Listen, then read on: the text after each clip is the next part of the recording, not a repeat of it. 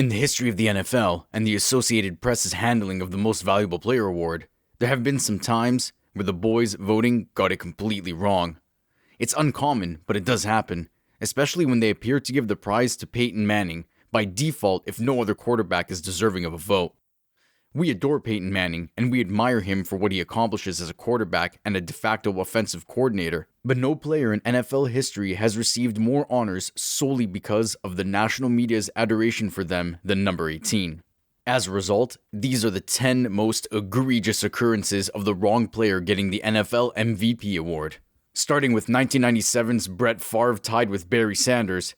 During the 1997 season, Brett Favre threw for 3,800 yards and 35 touchdowns while leading the Green Bay Packers to a 13-3 record. A great season, by all measures, but not the best of any player in 1997. You see, a man by the name of Barry Sanders was the co-owner of the MVP award this year, and he lit it up. Sanders rushed for 2,053 yards and 11 touchdowns on a 9-7 Detroit team that relied on a heavy dose of Sanders and a stout defense to make the playoffs. Favre was good. Sanders was great. The fact that the two had to share the award is among the biggest disgraces in the NFL award history. Moving on to number 9, which is 2008's Peyton Manning over Drew Brees. If Peyton Manning suits up for an NFL season, it seems the AP voters believe he has done enough to warrant consideration for an MVP award. Yes, Manning is great, and you can argue that no one player is more important to his team than Manning. But is he the most valuable player in the NFL each season?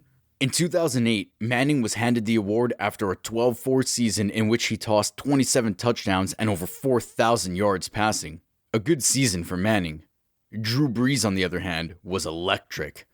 Leading a historically bad Saints franchise to an 8-8 record should have been enough to get Brees on the MVP watch list. The fact that he threw over 5,000 yards should have landed him the winning vote. Brees led the Saints to a number 1 ranked offense despite their leading rusher having just 625 yards on the ground. Then on number 8, we have 1987's John Elway over Jerry Rice. During the strike-shortened 1987 season, John Elway led the Broncos to 10 wins, 4 losses, and 1 tie in the 15-week season. He also passed over 3,000 yards despite missing 3 games due to the strike. In 12 games of his own, Jerry Rice scored an unheard of 23 touchdowns. Wait, one more time. 23 touchdowns.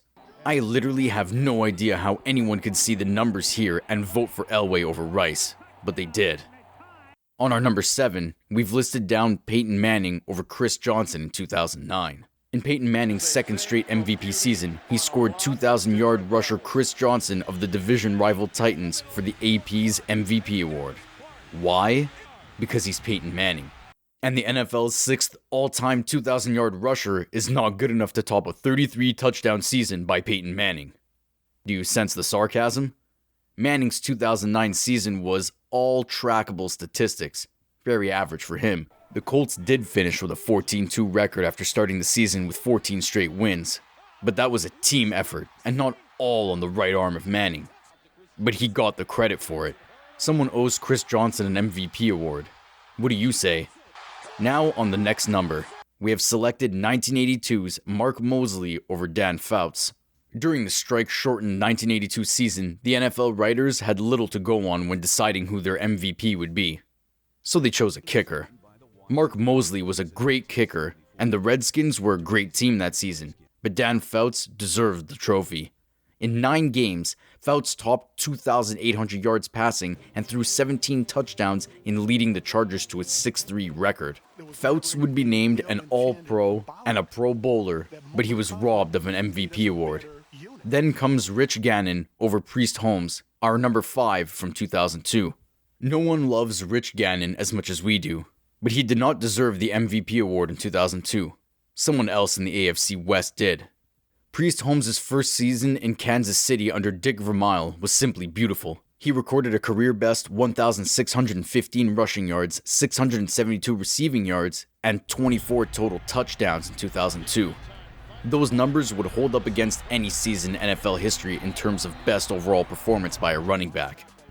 Gannon was great in 2002, but what Priest Holmes did was out of this world. Then comes our number 4, which is Fran Tarkenton over O.J. Simpson from the legendary 1975 season. Before O.J. Simpson was a murderer, allegedly, he was robbed of an MVP trophy. Just 2 years after he became the first player in the NFL history to rush over 2,000 yards, the Juice had an even better all-around performance. During the 1975 season, he recorded 1,817 rushing yards, 426 receiving yards, and 23 touchdowns in just 14 games, all at the tail end of the Hall of Fame career.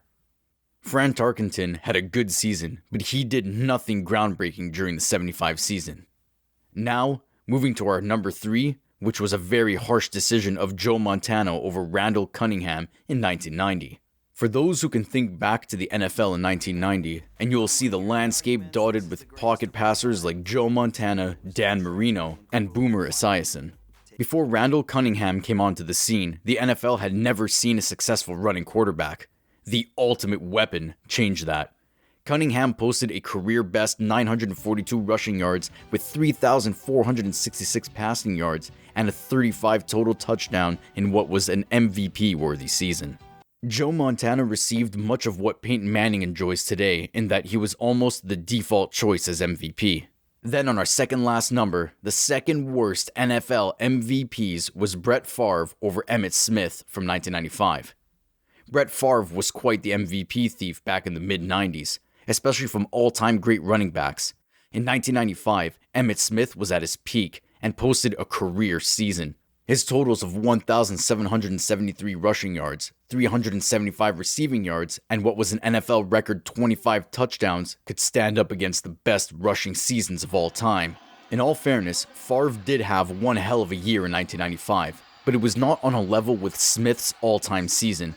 Favre tossed over 4,400 yards and 38 touchdowns in leading the Packers to 11 wins and an NFC Championship game appearance. And then finally, the worst ever NFL MVP's decision according to us was 1961's Paul Hornung over George Blanda. If any kicker in NFL history should have won an MVP award, it would be George Blanda. What Blanda was able to do as a kicker and a quarterback was otherworldly. Imagine if fantasy football stats were available in 1961. Blanda's best season came in 1961 when he posted career bests in passing yards 3,330 and passing touchdowns 36. He also converted on 16 field goals and had a career best of 64 extra points. Paul Hornung had an exceptional year. It was during the 1965 season that he scored 5 touchdowns in a game, at that time an NFL record, only to have Gale Sayers score 6 touchdowns later that day. So that's the end of our video. We hope you liked the content. If yes, then let us know in the comment box. Which NFL MVP's decision do you think among these was the worst? Or comment below if we've missed any.